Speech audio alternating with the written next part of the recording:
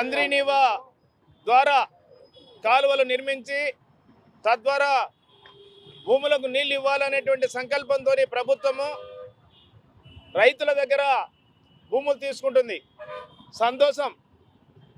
అంటే హంద్రీనీవా ద్వారా కాలువలు నిర్మించి ఆ రకంగా రైతులకు నీళ్ళు ఇవ్వడం అనేటువంటి సంతోషమే. అదే సందర్భంలో మమ్మల్ని భూములు కోల్పోయిన రైతులకు నష్టపరిహారం ఇవ్వకుండా ఈరోజు భూములు తీసుకుంటానని చెప్పడం ఏమాత్రం కూడా న్యాయమైనటువంటిది కాదు.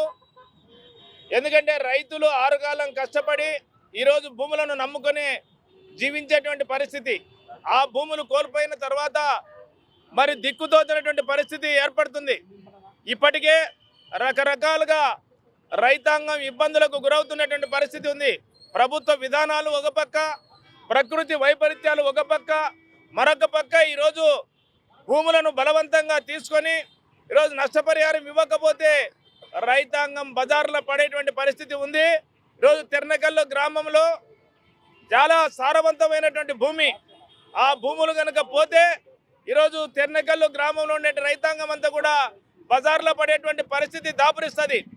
సుమారుగా ఈరోజు ఎకరాకు 50 లక్షల రూపాయలు విలువ చేసేటువంటి భూములు మరి కారు చౌకగా తీసుకోవడము, కనీసం ఆ నష్టపరిహారం కూడా ఇవ్వకుండా తీసుకోవడం అనేటువంటిది ఏమాత్రం కూడా సమంజసం కాదు.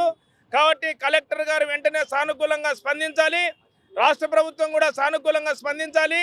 తెర్నకల్లు గ్రామ రైతులకు ఎకరాకు 20 లక్షల రూపాయలు నష్టపరిహారం ఇచ్చిన తర్వాతనే భూములు స్వాధీనం చేసుకోవాలా. అంతవరకు కూడా పనులను నిలిపివేయాలి. పనులను ఏమాత్రం కూడా చేయవద్దని చెప్పేసి మేము ఆంధ్రప్రదేశ్ రైతు సంఘంగా డిమాండ్ చేస్తున్నాం. అదే సందర్భంగా బలవంతంగా మీరు రైతులను బెదిరించి అదిరించి ఈరోజు అక్రమంగా తీసుకుంటామంటే ఏమాత్రం కూడా ఒప్పుకునేటువంటి సమస్య లేదు. ఆందోళన తీవ్రతరం చేస్తాం. కాబట్టి ఆ పరిస్థితులు రానివద్దండి అని చెప్పేసి మేము కలెక్టర్ గారికి సవినయంగా విజ్ఞప్తి చేస్తూ రైతులను ఆదుకోవాలని చెప్పేసి మరొకసారి విజ్ఞప్తి చేస్తున్నాం. నా పేరు రామకృష్ణ, ఏపీ రైతు సంఘం జిల్లా ప్రధాన కార్యదర్శి, కర్నూలు. హంద్రీనీవా కాలువలు తవ్వుతామని చెప్పేసి రాష్ట్ర ప్రభుత్వాలు అంటున్నాయి. దానికి సంబంధించి భూసేకరణ కూడా చేస్తూ ఉన్నారు. ఇది మంచిదే. ఎందుకంటే హంద్రీనీవా కాలువలు తవ్వడం వల్ల నీళ్ళు వస్తాయి.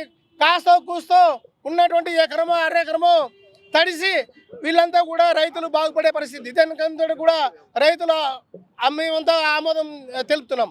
అయితే భూసేకరణకు సంబంధించి భూములు కోల్పోతున్నటువంటి రైతులకు ఎందుకు పరిహారం ఇవ్వలేదు? పరిహారం ఇవ్వకుండా భూసేకరణ చేయడం అనేటువంటిది ఎంతవరకు కరెక్ట్ అనేటువంటిది రాష్ట్ర ప్రభుత్వాలు ఆలోచించాలి. కాబట్టి భూసేకరణ అనేటువంటిది రైతులకు పరిహారం చెల్లించిన తర్వాతనే భూసేకరణ చేయాలి. ఈ మధ్యన ప్రభుత్వం రీసర్వే చేస్తూ ఉంది. రీసర్వేలో హంద్రీనీవా కాలువల కింద భూములు పోయినాయని చెప్పేసి రికార్డులు చూపిస్తున్నాయి. వీటికంతటికి రైతులు మీరంతా ఒప్పుకున్నట్టుగా సంతకాలు పెట్టమని కూడా చెప్తా ఉన్నారు. కానీ ఇది ఎంత అన్యాయం! రైతులను మోసం చేసే విధంగా ఈ ప్రభుత్వాలు వీళ్ళంతా కూడా రైతులను మోసం చేస్తూ ఉన్నారు.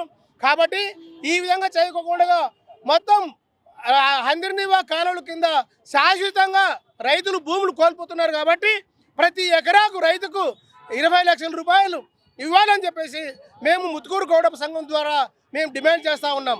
ఖచ్చితంగా పరిహారం ఇచ్చిన తర్వాతనే భూసేకరణ చెయ్యాలి, రైతులకు న్యాయం చేయాలని చెప్పేసి మేము ముత్తుకూరు గౌడ సంఘం ద్వారా డిమాండ్ చేస్తూ ఉన్నాం. Local to global news at your finger tips. మీ చేతిలో ఒక ఆయుధం. Download raw TV app. Media legend Ravi Prakash is back.